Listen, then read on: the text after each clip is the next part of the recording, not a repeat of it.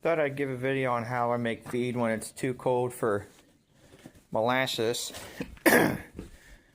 and when our mixing tractor's down. So have this old wheelbarrow holding part, I guess you could say. I got about 8 scoops of corn in there. This scoop I use, and that's about 5 pounds a scoop, so there's about 40 pounds of feed in there. And then I get me a mix. I get me a scoop. A scoop of 34 baby beef, just like so. Throw it over the top there, and then with the same said scoop, if I can find it, here we go. I get me a quarter scoop of this. I'm not exactly sure what it is.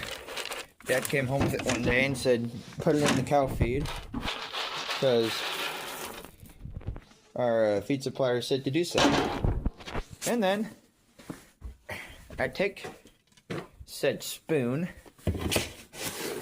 I take it, and I just mix it up like that for a while. Changed my mind. Last minute I'm throwing in some molasses. This is an old applesauce jar here, and gets about a full one. I fill it up to about here on the neck.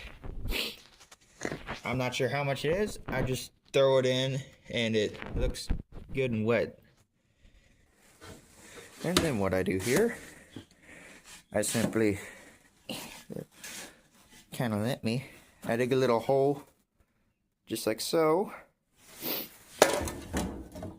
Take the molasses, dump it in said hole, and then eventually your feed will have some clumps of molasses, but it's all nice mixed and incorporated.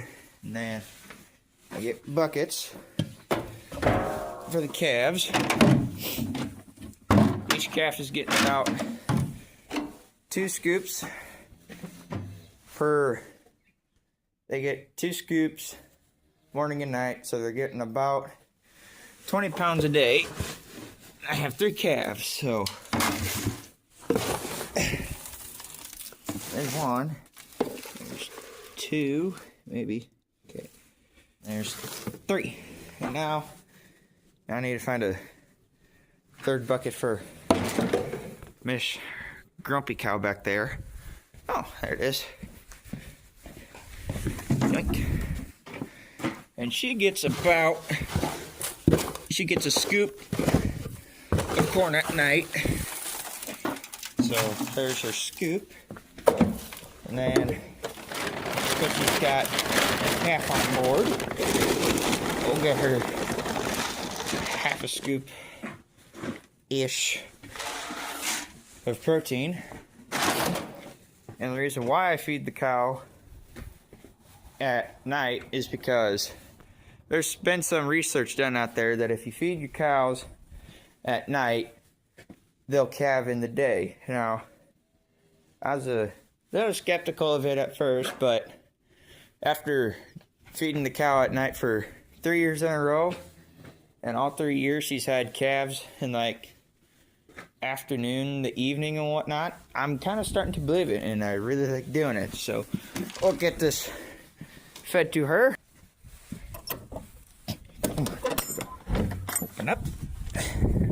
Move, cow. Ow, stupid. It made me hit my phone. Hey, nope. Just gonna put that over, see if I can't do this with one. And, excuse me. Hey, can you back up for a minute? Give me some space, cow. Okay, there we go. That's done. Now I need to feed them hooligans. Oh, look, there's already one up there. Perfect. And there are feed buckets here, if I could do this one-handed. There we go. That's about 30 pounds of feed right there. So these calves, they don't push it at all. If I can get this darn gate open. Oh, there we go. I don't push it all, so I don't have to worry about getting run over. It was last year's calves that always tried to run me over when we were feeding them. These guys, they hate people just as much as I do, so they don't interact, and they don't eat all their corn sometimes, which also plays a big role in this. So, let's see. Here we go. Bucket number 1.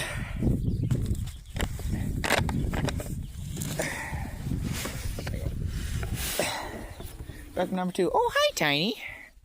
How's it going, bud? Come on. There. Hey, all your corn so you grow big and strong. Yeah. I hope you beat last year's calves. Yeet the buckets back in the corner. Good enough. Say goodnight to the barn cats. And that's evening chores done. And I suppose, while I'm at it, I give an update on the meal. We finally did find a transmission for it. It's another T19. I believe it came out of a 89 Ford 250, I think. But she's been sitting for a while. That's not good. This is the transmission that came out of the meal, which she has accumulated some dust, which is not good. Because I just washed this thing when I put it away in here, and I also just gave it a brand new. There's a transmission in my way, but like, in the inside it's not bad, but the outside, it's a little dusty because she's been sitting for a while. We're also going to be reusing the transmission. Whoa, not transmission, the transfer case. So, yeah.